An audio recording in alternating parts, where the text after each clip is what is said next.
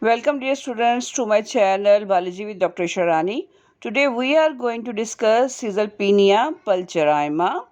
Caesalpinia pulcherrima, also known as gold mohair, it belongs to family Fabaceae having subfamily Caesalpinaceae. It is also known as Acacia family. It contained 135 genera and it is cosmopolitan, and it also represented by 110 species and more than 21 genera. Caesalpinia pulcherrima is commonly known as peacock flower, and it is a shrub growing 3 meter tall and some having trees also. Caesalpinia is a striking ornamental plant widely grown in domestic and public gardens in warm climate with mild winters. It has beautiful inflorescence and having flower of yellow, red and orange color. It can be easily propagated by means of seed. Here are the vegetative characters of Caesalpinia. It is perennial tree and some are shrubs having taproot which are branched. Stem is erect, woody, cylindrical. Leaves are bipinnately compound leaves, and fruit, as you know that it is some members of family Fabaceae, subfamily Caesalpinaceae, also having legume which are dry, dehiscent, and seeds are without endosperms.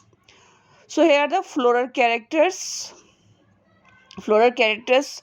So first one we will discuss the inflorescence, then flower, then calyx, corolla, androecium, gynoecium, and then we will end with the floral formula. Here is the flower of Caesalpinia pulcherrima. As you know that it belongs to family Caesalpinaceae. So we will start. Firstly, what is inflorescence? You know that the inflorescence is the arrangement of flower on the floral axis. We will start from inflorescence. You can see that here is a bunch of flower. All flowers on the lateral position, they are opening, while the innermost, you can see the topmost, here is in the bud stage. Okay, it is in the bud state. So we can say that this is a type of racemose inflorescence. What is this? This is racemose. We have two types of inflorescence, racemose and cymose. How can we differentiate that? In racemose, all the lateral flowers will mature till that the mid one or the terminal one will be the youngest one. It will mature while the lateral one become mature or fall off. So the first one, inflorescence. Then we will start that here's the branch of flower, and each flower having a particular stalk. You can see that here is a stalk of all the flowers. So the stalk of one flower, single flower, is known as pedicel, and we have here's a bunch, and then it will known as peduncle. What it is called? It is known as peduncle. After that, we will start the description of individual flower. You will take this flower and then you will describe its all the parts. We will start from the first rail. You can see that here is the first rail. As you know that it is sepal. Collection of sepals are known as calyx. Here are 5 sepals, and they are also petalite type because their color is similar to the petals. You can see that here is 5 sepals which are petalite because they are having the same color as the petals. But you can see that the 4 sepals are similar in size, but the 5th one is larger in size. So we will discuss the symmetry of flower as well. Now the second rail, each one is known as petal, and there are 5 petals in which you can see that 4 petals are of different size and one is of different size. Stamens and carpel. They are long in size. You can see that here the long filament, and You can count them. There are 10 stamens. Okay, there are 10 stamens and only one carpel is there. We will separate out all the parts. The stamen, here is the anther and it is filament. So the group of stamen is called androecium, and here is carpel, it is monocarpellary, and this is known as female part or gynoecium. So you can see that if we cut this flower in this direction like this, we will have equal half, right or left, equal half. This type of flower is zygomorphic flower. It means the flower which can be divided into two equal halves by single one cut, or from the mid axis you can cut it into two equal halves. While the other one is flower actinomorphic. You can cut that flower from this or this in all directions, it will be equal. But here is we have family Caesarpinaceae, and it is a subfamily of Fabaceae. So Caesarpinaceae family having zygomorphic type of flower. And here are the stamens. There are 10 stamens and one carpel. So this is the description of flower, and then we will draw the floral diagram as well as floral formula. Here I will show you the separate parts of each sections. So students, these are the sepals. There are 5 sepals, and you can see that this one is the larger in size, while these 4 are more or less similar. And the group of sepal is called calyx. They are calyx. They are 5 in numbers. And here is corolla. Single one is petal, and they are 5 in numbers. And you can see that this one is different than all.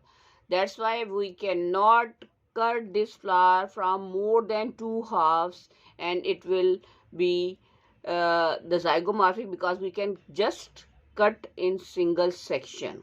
So sepals, petals, calyx, corolla, then we have androecium. I have separated out, these are the 10 stamens. You can count them, but the difference is that their filament is long as compared to this one. Their filament is short in size. So we can say that 5 plus 5, these 5s are having the same length of filament, and they have the same length of filament. And this is anther and this is filament. After that, here is, you can see that the swollen part, stigma, style and ovary. It's a carpel. Here it is the stalk.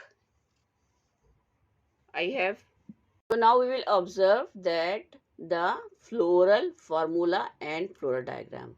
Firstly, we will see the symmetry. It means, is it actinomorphic or zygomorphic? So I have shown you that it is zygomorphic flower. From this cut, you can divide it in equal halves. So we will use the symbol. So is floral formula of Caesalpinia pulcherrima. It is zygomorphic, and if the flower will be actinomorphic, then we will use this symbol. But we have a zygomorphic flower. Second one, which is indicating that both the sexes, androecium and gynoecium, is present in the same flower. If we have only male or androecium is there, then we will use this symbol. If we have female only, then we will use this one. This is indicating that this flower is bisexual. Then K5, as you know that K indicating the sepals, they are 5 in numbers, and C 4 plus 1, as I have shown you that. Well, A, it means 5 plus 5. 5 stamen are of same size, having same filament length, and 5 having different filament length. So we will use 5 plus 5. And here is G for gynoecium or carpel. As we have seen that there's one carpel, then we will mention that G1. So the student, here is floral diagram of Caesalpinia pulcherrima. You will see that 5 sepals and 5 petals. Then we have stamens. There are 5 stamens are of same size, and 5 are having the different and the length of the filament. That's why we will make 10 stamens. Then the inner one part is indicating the carpels. You can also indicate them like just like first one K, the second one is C, the third one is A, and the fourth one is indicating G. These are the four parts of Caesalpinia pulcherrima, and it is floral diagram. So you have to learn floral formula as well as floral diagram to describe any plant. Here's again floral characters for your revision, that you can see the flower and its arrangement, as well as your journal containing this type of diagram and this type of description. And now we have significance of Caesalpinia. It is mainly grow in gardens and roadside for decorative purpose. Its leaves are medicinally used as tonic and stimulant. Its roots are astringent and also given in the causes of cholera. It is also used in Ayurvedic medicines, and it also possesses antifungal, antibacterial, and antiviral activity, and it is also analgesic, and as it is used with the chloroform. Thank you so much, dear students. For more videos, like, share, and subscribe my channel.